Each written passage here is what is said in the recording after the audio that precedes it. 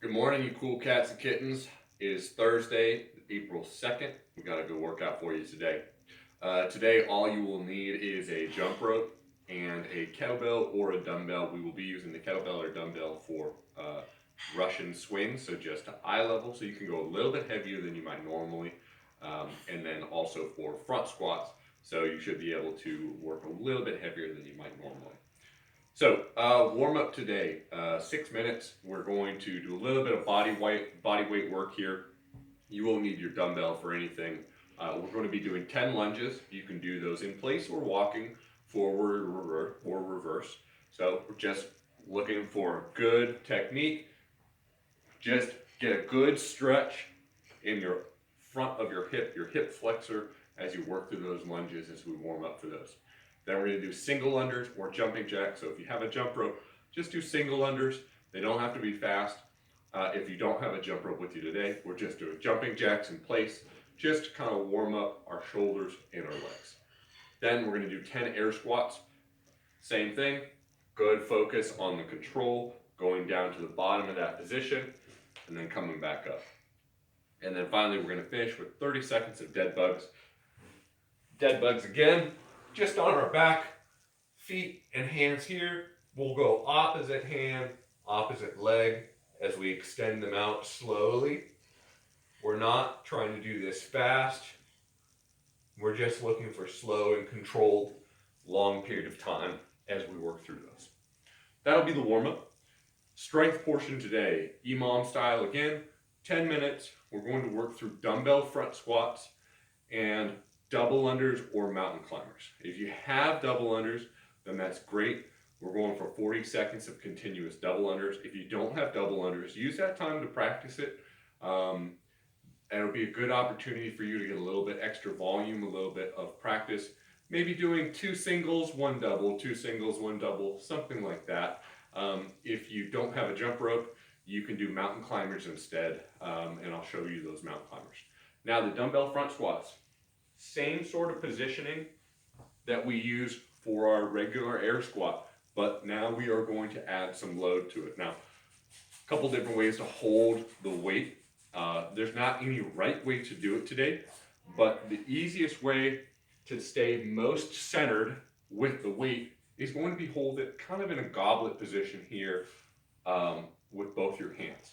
Now this will allow you to kind of keep a nice upright body as you go through it. Now, if you prefer, you can work a little bit more of a front squat type of position with your elbow forward by holding it kind of on your shoulders and going back and forth. Only difficulty you might run into is that when you hold it from one side to the other, you'll have a tendency to shift your body weight one direction or another. On those front squats, we're really focusing on making sure we're sending our butt back first, getting a hinge instead of just dropping down on the bottom by bending our knees. So focusing on pushing back, good location of our knees and our toes. We don't want them super far out over our toes, somewhere right around 90 degrees or just tracking out towards the toes. So we're going for 12 of those in that first minute. The second minute, we've got those double unders or those mountain climbers again. Mountain climbers, you can do either way, just the elbow to the knee to the elbow, or the more of the lunge style where you're bringing that foot all the way up to your hands. So that'll be the strength part for today. Workout today, we've got chipper style, 50 reps, dropping down to 10 reps, so 50, 40, 30, 20, 10 of 3 different movements. For the most part, all body weight, so we'll be doing air squats, then sit-ups, and then we're going to do a dumbbell or kettlebell Russian swing. So air squats, same sort of motion, same sort of technique as what I've already shown you. Sit-ups, if you have an ab mat, you can use that. If you don't have an ab mat, not a problem at all. You can do those sit-ups any way you'd like. You can do them straight-legged, where your legs are fully extended out in front of you. I'll show you the different kind of techniques you can use. So legs are all the way out in front of you, keeping them extended the whole time. You can bend them and put your feet underneath something, maybe even your dumbbell. You can slide your feet underneath it to give you a little support as you come up out of that setup.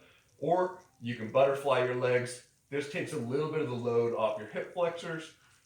You can butterfly them like that. That's probably the most common technique that most people would use in CrossFit. All of them are totally fine. Finally, that last movement, the dumbbell or kettlebell Russian swing. We've done these before quite often with the kettlebell, where we've got a nice stance similar to our squat stance. We're sending back the kettlebell in this position, explosive hip drive to bring that kettlebell up to our eye level here. That's what makes it a Russian swing versus an American swing or overhead swing where we go completely overhead. So we're just going to eye level today. Now, if you're using a kettlebell, or a dumbbell, it's going to feel a little bit odd because you don't have that nice handle to pivot around. So my recommendation is you hold it kind of around that one head of the dumbbell and let it kind of pivot a little bit around that. You'll need to be careful not to release it, but it's going to kind of look the exact same way. It's just a little bit of an awkward way to hold that dumbbell. There are different ways to do it, but that is going to feel probably the best to do that motion. Same thing, we really want to focus on driving our hips back. Our shins should be staying mostly vertical as we do that.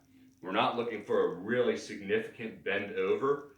You should be able to just do a slight swing, and that back position should always stay flat, chest upright as much as you can. All right, have a good one today, and we will see you tomorrow.